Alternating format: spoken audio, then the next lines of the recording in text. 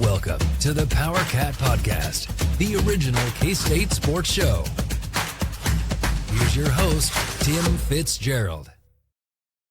Welcome to another edition of the PowerCat Podcast. Fitz and Cole and the summer intern, Mr. Jon Grove. Welcome. You were a guest once on The Insiders. So, yeah. Good to have you, John. It's going to be a fun summer. Ryan Gilbert is on vacation. That's right. I let him go on vacation. I'm a boss that has a heart. Cole, you can't go on vacation, though. You got to cover recruiting. We got a little bit of everything in this podcast today. A lot of questions here that are kind of all over the place, but that'll be fun. We'll throw them at John and see how he does it. Just push him in the pool. Make them learn to swim. That's how I raise my interns. We're sponsored by Helping Hands Remodeling. Make sure you reach out to Gabriel here in Manhattan if you have a house, a rental. If you got an Airbnb, he's your guy. Specializing in decks and bathrooms, but we'll do a little bit of everything. Gabe is your guy. He's going to be our guy here later this summer with some stuff. He's worked on our house before. Helping Hands Remodeling right here in MHK. You can find him on the web. Or maybe just hanging out in your bathroom ready to remodel it. That'd be a weird way to get business. Just move into someone's bathroom. I think that's actually really efficient because then you're in the bathroom. Let's get going with your questions from Wabash Station. I think we got 6 of them. We'll do at least 5. We'll see how long we are. We got Cole, John, and Fitz here, so that means long answers. Ryan Gilbert is famous for, I agree with you guys. Here we go. Question 1 from Exhausted Nihilist. Get some sleep, brother. Will playing a football game in Dublin, Ireland become the most worldwide event in K-State history? Well, they played in Japan a long time ago, 91, I believe it was, when Bill Snyder famously made sure his team had the non-sun side of the plane going and returning. Little things he worries about. And also he wanted to make sure there was patties for the butter on the plane, not the little tubs. I don't know. There was a reason why. I'm sure there was.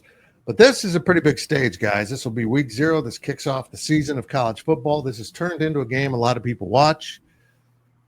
Is it a huge opportunity for K-State? Cole, why don't you feel that? Yeah, I was looking at this question before we did the podcast, and this was one of the questions I'm happy that you put in there because I was thinking about it. And I feel like the only other comparable event is that game in, I believe it was Tokyo, right, Fit? Was it Tokyo against Nebraska? And if not memory serves, I wasn't around, but I'm sure memory will serve for you. K-State didn't win that game. And probably wasn't even very close, knowing the history of K-State and Nebraska in the 90s, up until obviously Bill Snyder dethroned the Big Red. I think that this is probably for the rest of the country the biggest worldwide event. But I think honestly that game in Japan has more of a historical context. Like I think you can look back on that game because Bill Snyder wanted to play that game so his players would know what it was like to play in a bowl game. And that is a pretty defining moment in the lore of K-State football, if you will. I think that this game obviously is more important. This has more significance. It's going to be more of a national stage. But in 30 years, when we look back on it, are we going to remember that K-State and Iowa State played in Dublin? Or are we just going to remember that it was a really fun Farmageddon game that just so happened to be in Dublin? Because I think folks don't look at that K-State-Nebraska game as, it was just another game, between K-State and Nebraska. They look at it as like, this prepared K-State to, ultimately go on that run they did there in the 90s. So I'm going to actually say no. I think that the game in Japan has more significance worldwide. That surprised me, John. I'm going to have to disagree here with Cole here, and it's not just it's not really what's the best way of putting it. This isn't one of these FCS games where your fan base only gets excited to start the year.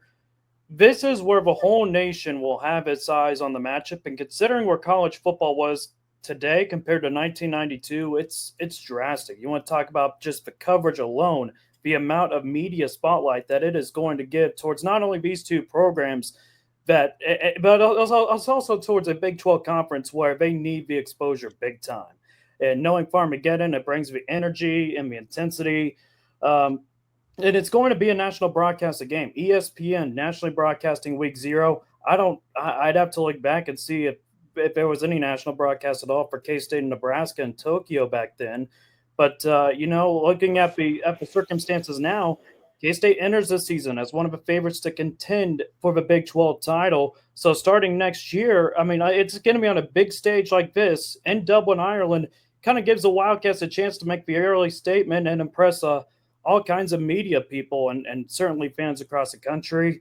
I know the university is also making sure to represent well off the field too, with alumni events, gathering, community outreach. I will be spending 14 days for student abroad stuff over there. That's going to be fun. So there's been a lot of work behind the scenes in terms of traveling and logistics to make sure the team's comfortable and ready to perform. And for those close to the program, it feels like a unique opportunity to combine a historic rivalry with national and international attention, making it one of the most exciting games in K-State history. Certain, without a doubt, one of recent history. But I'd have to say, in terms of where college football is at now compared to its infancy back in the 90s, where it really began to kind of pop up, this college football is worldwide now, and I think having K-State kind of more as one of those local schools in college sports where it's in a small market. I think playing in Ireland week 0 national television, it gives them a big opportunity. So I agree with both of you. Great points by both. And Cole, you brought something up I really didn't think about, the context of this. Did playing Nebraska on that stage in Japan take some of the luster off of the persona of Nebraska football for the Kansas State football program? It wasn't just a game. You rode on the same airplane. I mean, that's a long flight. So you kind of got to know people, and you didn't know them for the in on their helmets. Because let's not be fooled, folks. Back in the 90s and before, if you went up against Nebraska or Oklahoma, there was a good chance you already lost because you were just intimidated by these programs. There wasn't this kind of equity we see across college football now growing, particularly at power conferences. If you were down, you were down. They were recruiting 105, 115 guys, whatever the rules were. They were stacking talent. Back then, Nebraska was putting offensive linemen on swimming scholarships, and that rule had to be cinched up. It was amazing how fearful everyone played against Nebraska.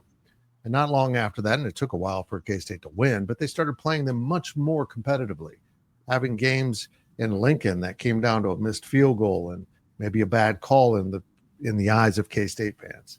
So that was a substantial game, and we learned a lot about Bill Snyder from that in his early years. But I am going to go with Ireland because it is an enormous stage.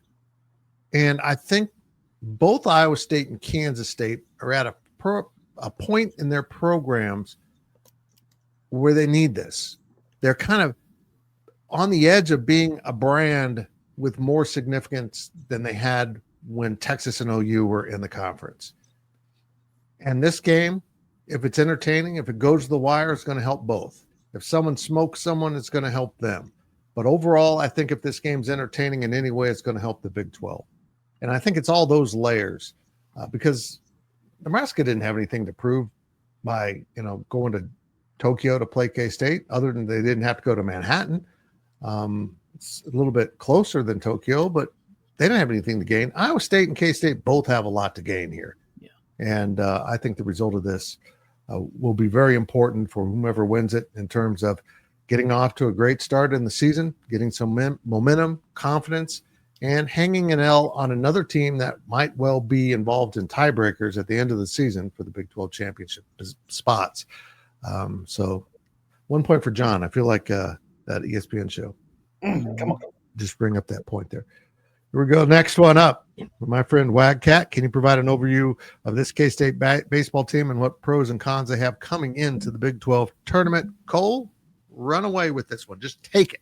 Well, the question is the podcast going up when we get done recording or tomorrow? It'll go up at midnight. Are they playing tonight? The 8:00. So okay. as you watch this, you'll know. And I'm either going to look like a big time idiot or my words will ring true. And maybe both are Cole, true either way. Cole. It's my job on this podcast, I look like a big time idiot.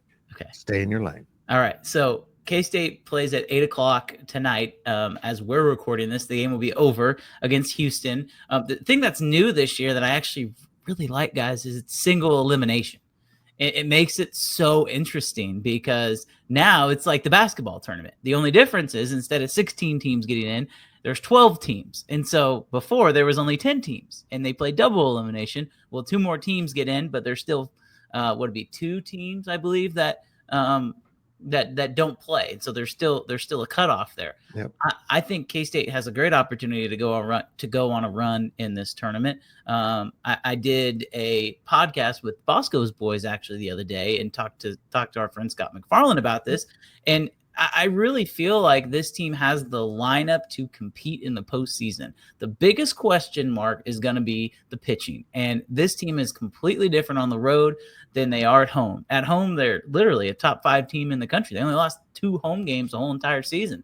But on the road, it's been a little different. So the thing about the Big 12 tournament is they're not on the road. It's a neutral site at a place where they've played well, not only this year, but traditionally. So I think K-State has a really good chance to go on a run in this tournament. Obviously, they got to win the first game.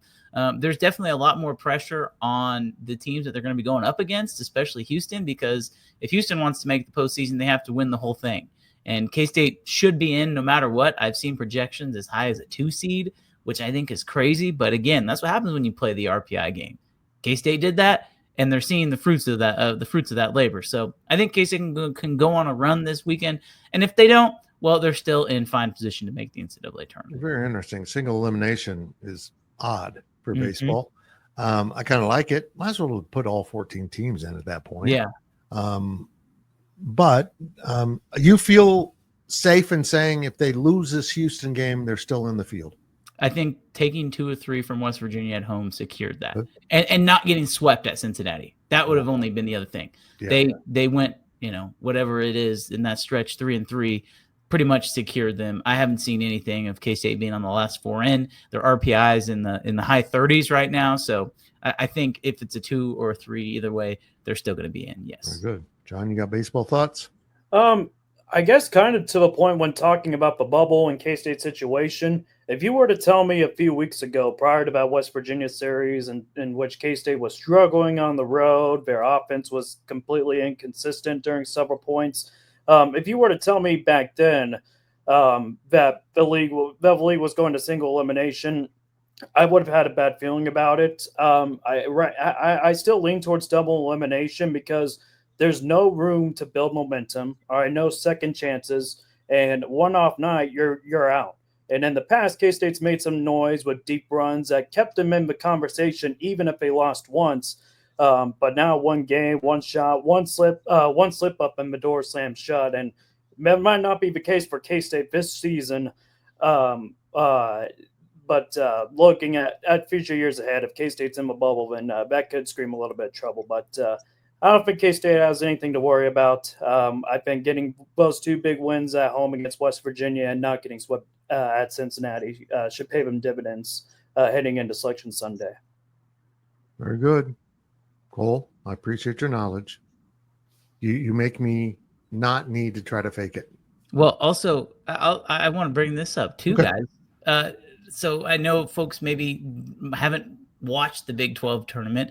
Well, while we're on this conversation, they moved the Big 12 tournament next year. I don't know if you saw this, to surprise Arizona, which maybe we can get the company to pay for us to cover the Big 12 tournament for the first time in the history of GoPowercat.com. I wouldn't be opposed to heading out to surprise Arizona and Phoenix and watching some baseball. But I think that's really good for the conference, by the way, guys.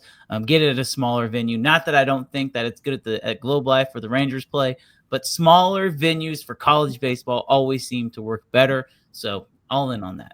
Honestly, just kind of felt like a ghost town. Anytime you watched any ESPN broadcast coverage of the Big 12 tournament in Arlington, just kind of felt like a ghost town. Not saying that it was a bad coverage whatsoever, but it just seemed sparse there at certain points. Whereas I think you look at several tournament locations in the past with Bricktown Ballpark in Oklahoma City, and I think Tulsa hosted a year or two as well.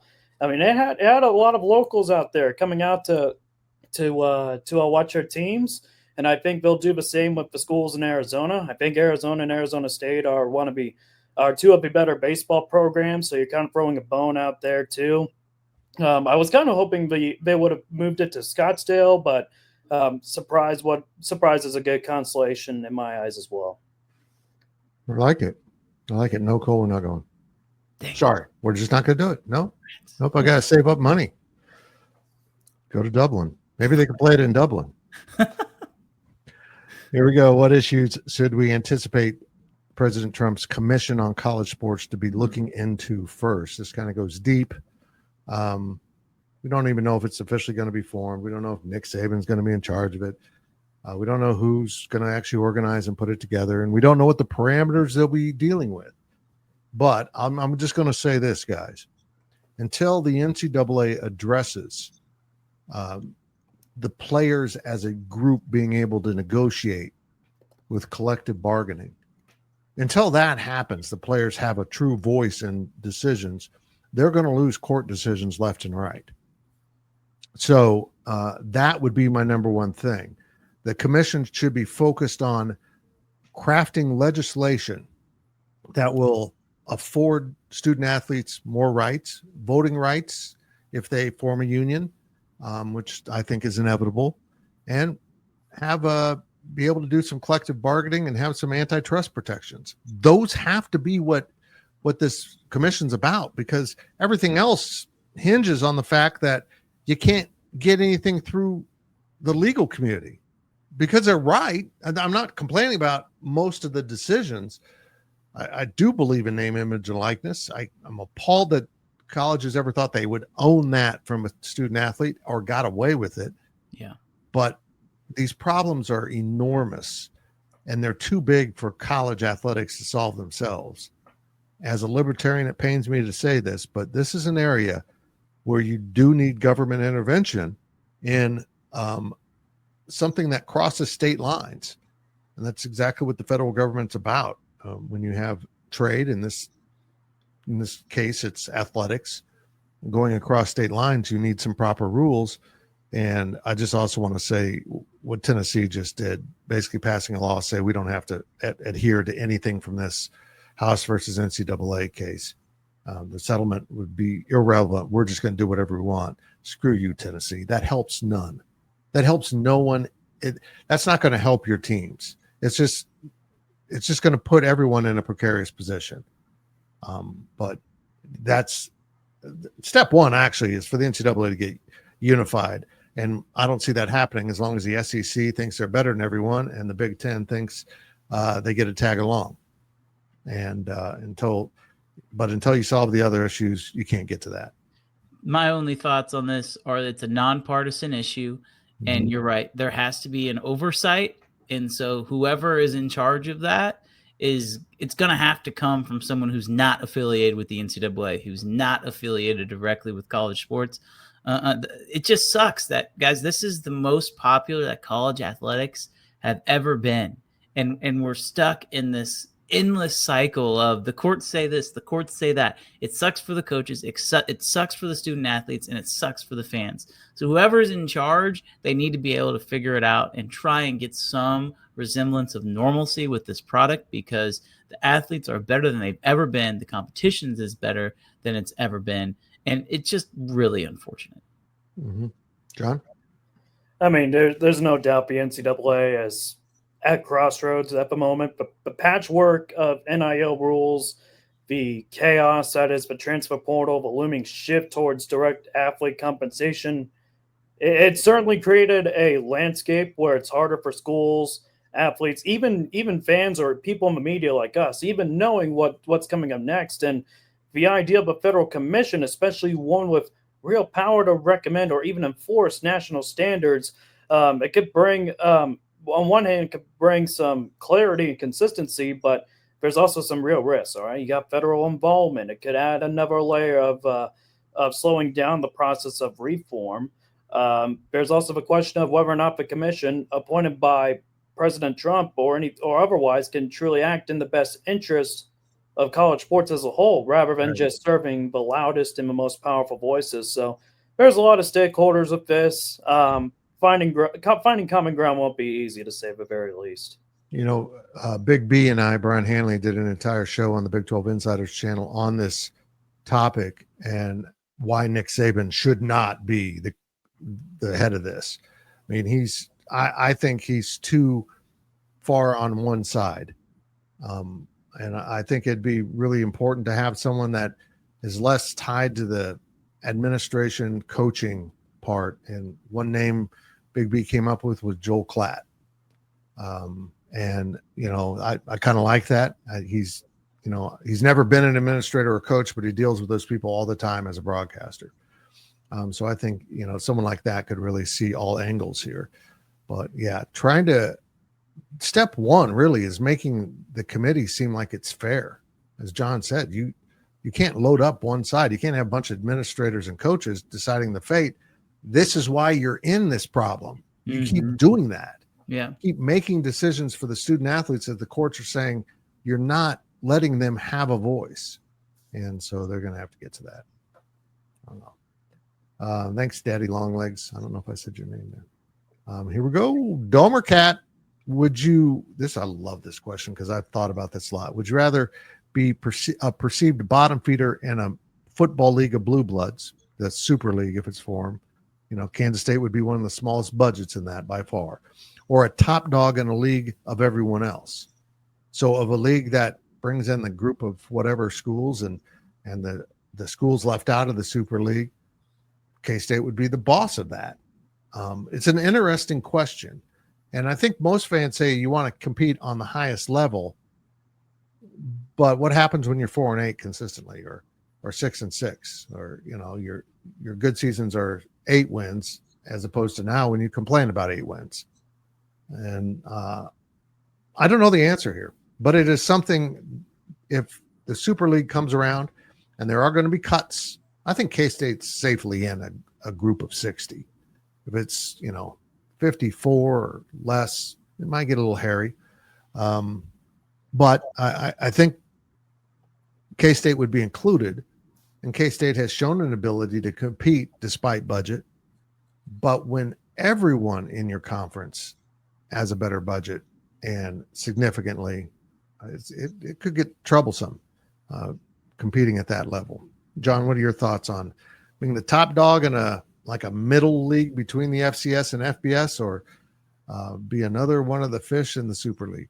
Oh goodness, this is a whole different play for yours truly. We're looking at comparisons a thief of joy. I know I'm going to get some criticism for it, but we're looking at either, just for an example case, being North Dakota State in terms of essentially running the division, all right, and essentially you're kind of getting the vote tilted towards your way, or per se, kind of like what the SEC is now, what the traction they're getting in the Big Ten. Or you can be like one of the bottom feeders of those conferences and don't really have any saying in it. On top of that, when you look at several of these teams, especially in the Big Ten, where they are just vouching for media time slots for several of these football games, you're looking at several teams like Minnesota or Rutgers or even Wisconsin now, where they're being relegated to Friday nights and Thursday nights. And one way it kind of helps you propel your exposure playing against several of these bigger teams, or moving towards these weekday slots. But on the other hand, if you're not getting the beneficiary of getting the revenue generated, whereas you got the big boys like Ohio State, Texas, Georgia continuing to just continue to ramp things up, then we're already leaning towards that way as well. So it's that's kind of a tough question. As a K-State fan, I think a lot of K-Staters embody kind of being the competitive, fierce nature type of school that has really grown into since Bill Snyder took over the helm. But I think if you're looking for security purposes, you probably want to be one of the bottom dwellers. But I don't know. I just have this feeling as kind of a K-State guy, just kind of the blood kind of boils in me to see when K-State's not competitive. It would just, I would say, if money didn't play into a factor whatsoever, I would have to say K-State. I'd rather take my chances on K-State being one of the top dogs. And on top of that, I mean, if you're talking about kind of a Premier League looking for expansion, like let's just say if it's cut down to 40 or 48 teams, then K-State could be kind of next on the option if they're able to continue hitting their stride. So that's kind of a long-winded question. I didn't provide a whole lot of clarity on it, but that's just kind of what was going through my mind. What we do on this podcast. We talk a lot and don't provide clarity. It's our brand. That's our exactly. Cool. So I have a comparison that I think a lot of our listeners are going to be able to relate to, especially those folks in southeastern Kansas, maybe a little western Kansas here. And if you are one of the people in eastern Kansas who disagree with me, I apologize. Bishop Miege High School is 4A, and they play in the EKL. And I know I'm using high school sports as an example here, but they typically, and at least this was the case this year, struggled in their league in the EKL. Well, every year, those are 5 and 6A schools, mostly 6A schools now. Bishop Miege gets to go play in the 4A state playoffs. And it seems like in almost every sport, they find a way to either get to the Final Four or win the state championship. Basketball, football, baseball, softball, whatever. They are a much more superior team in 4A than they are in 5 and 6A. And a lot of 4A folks believe that Bishop Miege should have to compete in the 5 and 6A playoffs because enrollment. But we'll just say for this instance, they play against those teams in their league, right? So this would essentially be like K-State being like a Bishop Miege. Let's say that they get to play in a league where they have to play all of the SEC and Big Ten schools. Well, then after that, they can go down a level and play in a separate kind of playoff, a separate kind of level of playoff. I don't know if that would be something that would be able to exist, but I do think that putting like teams against one another is better for ratings, is better for revenue. And so I'm taking a qualified answer here and saying that I would rather see teams who are like play against one another than see teams who are clearly superior or clearly inferior play against one another. I'm already kind of witnessing as well. I mean, this is kind of a short example as well, but you also got Hayden High School in Topeka, who's already in the Centennial League for everything minus football. Their basketball program has been very proud, very historic, and it's competing against the likes of Manhattan and Washburn Rural, 6A Giants, whereas then you go play in the playoffs, you're going to go up against 3A competition or 4A competition, wherever they're at now. So for those, I guess when you're looking at it from a private school standpoint, you already have the built-in resources.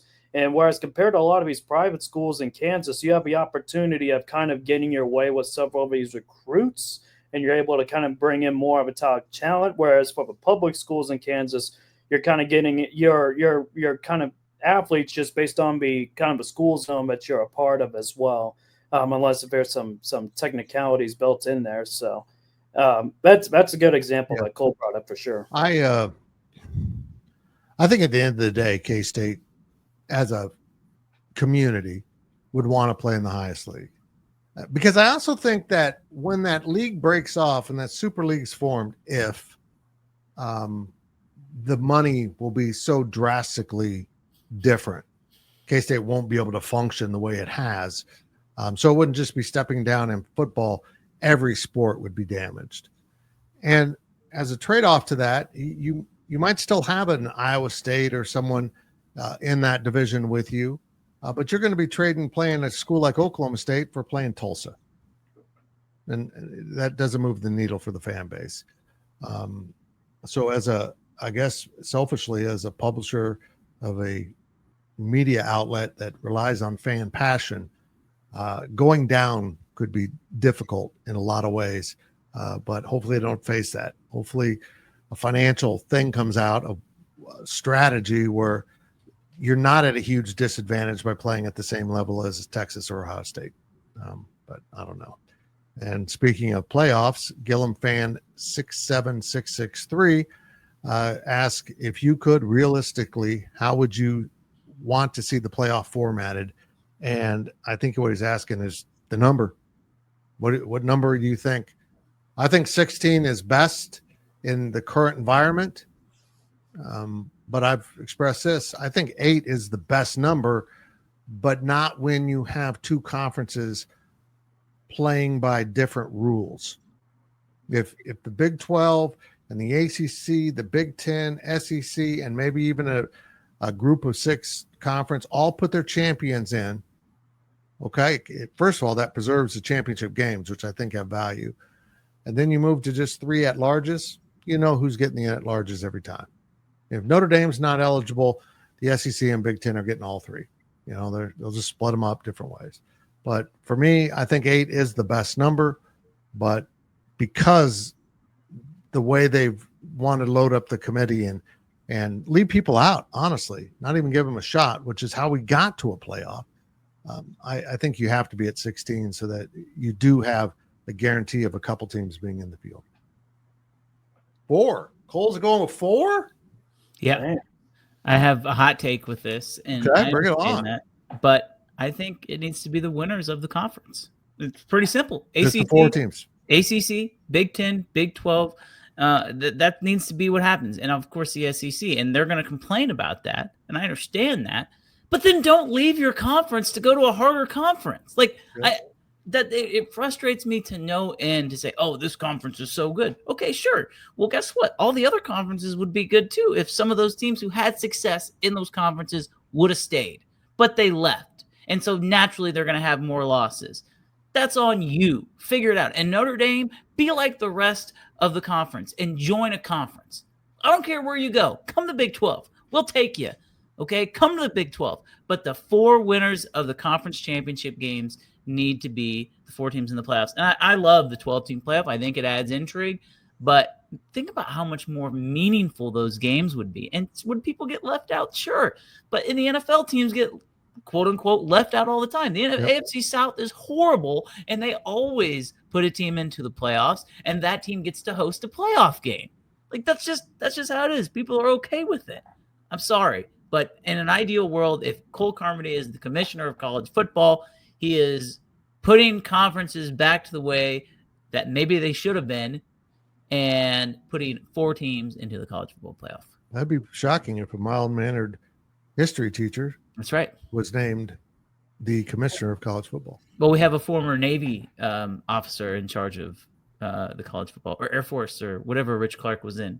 So, I mean, who knows if he was even qualified. Okay, John, you can't be more controversial than that, so go. I don't know if I can be as fiery as Cole was. I mean, he had some common sense, and we know where common sense goes now these days. It's thrown off to the side because that's where college sports is at. It doesn't make sense. But that's what we're here for, to try and ponder these things as well. Cole's right on the noggin, all right? The reason why the Big 10 and the SEC are growing in support to try and expanding it to 14 or 16 teams is because they're trying to value their strength of schedule and the teams that they go up against every single Saturday, with Texas and Oklahoma joining the SEC, and the UCLA, USC, Oregon joining the Big 10. I mean, it's setting the stage now where you have 3 losses in a typical 4-team format, you're out. But you're also out of those schools as well. So it's so dumb. It's so dumb. I in some ways, I'm in favor of the 12-team playoff just to kind of alleviate the opportunities. And I think a 16-team playoff will also pay dividends for the teams that previously had buys. When you look at last year, like none of the buys were able to come out of there. They lost in the second round. So I think it'll alleviate some of the stress there. Everybody will be on an even playing field of some sorts. What else was I going to say? Oh, I mean, I saw this thing about the rumors of, this is going to devalue the regular season. When you put in automatic bids, it kind of adds more when you think about it, because the postseason, when we're talking about postseason, it removes the championship aspect, like the conference championship. Meanwhile, you're looking at several of these conference races, like where Indiana was, say that they're the 4th place team of the Big 10, they wouldn't get an opportunity in a regular format. They're in it now. K-State and Iowa State last season in Ames, Iowa State was playing for a Big 12 championship, but they already had several losses. They were way down in the rankings. Doesn't matter. You get 10 wins. You end the season off. You go to the Big 12 championship, and if you beat Arizona State, then bam, you're in the college football playoff. So, in a way, I despise with what the Big Ten and the SEC have just leveraged their way into this, but expanding it to 16 teams now, it kind of opens the storylines more for several of these teams that we wouldn't talk about during the regular season, like after the halfway point of a season. Now we're talking about teams like BYU, Iowa State, SMU, go down the line of several of these schools that didn't get the opportunity to impress the committee. Now it's their time to take every moment, especially when this format exists. Because I thought personally the Big Ten and the SEC would be taking it even further, like they'd either cut it off or they'd give just at least one bid. But at least they value the rest of the college football world to give at least 2 bids. I don't know. Cole and I, we have smoke coming out of our ears, Fitz. Okay, last question, and it's a quickie because there's not much to say here, but El Camino Cat does pose a good question. What should fans realistically expect from Lincoln Cure in 2025? And I don't think he's going to play a lot, guys. I think he will play. I think they'll pick moments, but he's going into a tight end room that is full of playmakers. It's not like K-State's like, oh, we need a 5th tight end in the rotation, but he will be. And I think they'll use him in a variety of ways as a tight end and as a slot receiver or split him out, whatever they can come up with. I think Lincoln Cure's season, kind of like Dylan Edwards, won't be decided measured by volume. It's going to be splash plays that we'll remember from. And up until the bowl game, that was pretty much Dylan Edwards. Big run, punt return, those type of things. But we all kind of wanted more from him. I think they'll be cautious with him and get him on the field. But unless he just really takes over games early and, they can't cover him and you need to get him on the field, I think we'll be pretty limited in what we see from him, but we'll have some very memorable plays. Boys? John, I want to go last, so go. Oh my goodness. Well, I wrote up about it already, but this is going to be one of the most dangerous tight end rooms in the history of Western civilization. All right. The depth chart is stacked. You got Garrett Oakley, Will Swanson, Brandon Lofton, Will Ancio, all of which are 6'4" or taller and may bring a mix of experience. And there's a lot of physicality. There's a lot of upside. And I think those are just some of the reasons why we may not see Lincoln Cure get as many reps as well. He's the highest rated recruit in program history. And as we learned with Avery Johnson, you can't keep him on the sideline for a long time, or else he's going to transfer. That's kind of what the coaches took into consideration a few years ago. Let Will Howard leave. Now you got Lincoln Cure a few years later, kind of following the same phase, although I do think we'll see some additional playing time from him. Maybe not to the exact amount that we're completely expecting, but 6'6", natural ball skills. He projects more as a flex tight end, a hybrid wideout. But coaches, I'm sure they want to get him up to speed quickly, and he could be making some plays mid-season as well. So we'll see what Luke Wells has Luke Wells has dialed up for K-State, and it's great to see Fitz back here on the screen as well. It's weird. I'm just sitting here, and all of a sudden I'm out again. This has happened to me before. I don't think StreamYard likes me. Boys, that's it. That was all the questions anyhow. I would like to say, though, John, to fill do I not get to go? Oh, crap. But hold on. John, historically, the Vatican always had really good tight ends. So they probably had the best in Western civilization. Cole, wrap us up. I am going to disagree with both of you, and I'm going to keep it short. I'm going to keep it short, and I'm going to say, who is the most talented? Who has the most skill out of everyone in that tight end room? The answer is Lincoln Cure. So who is going to play? No doubt. Who is going to play the most? I don't know if it's going to be Lincoln, but I do know this. There's a lot of fans who right now are pushing the brakes, who are pumping the brakes on Lincoln Cure because of how me, Fitz, people in the media talked about Avery Johnson last year. People are like, well, we thought Avery Johnson was going to be this stud, which, by the way, he was really good. But people are pumping the brakes, and I get it. I'm Ryan Wallace, our own Ryan Wallace, used to pump the brakes on Lincoln. Guess what? I'm not pumping the brakes. I'm not. I think Lincoln Cure is going to be really good. I think he's going to make an impact in this offense. And by the end of the season, I think he's going to be the number 1 tight end because there is nobody who possesses the athleticism that he does in that tight end room. There is a reason why he is a 5-star recruit. Let's remember that. And when we look at his production, we have to judge him as a 5-star recruit and not as a freshman tight end. And I know that's unfair, and I understand that. But when you just look at it and you compare him to guys in his class and guys who are in the classes before him who are 5-star tight ends, there's not a lot of them. Lincoln Cure is a 5-star tight end, and he's going to play a lot. Man, you were Mr. Hot Takes in this. I had a lot of hot takes. Well, you got out of school early and you just start throwing stuff out there? Yep. Man, and we got a 5-star summer intern. I know that. That's it for the PowerCat podcast. John, that was you. We don't have another one. That's you. You're the 5-star intern. I appreciate that. Okay. It's kind of a bold assessment there. Well, I'm not very good at those things. That's it for the PowerCat podcast. We appreciate you watching. Let's see if I can end this thing without it kicking me out again. Man, it's like being in a high school dance all over again. I get kicked out. Just a damn shame. This has been a GoPowercat.com and Spirit Street production.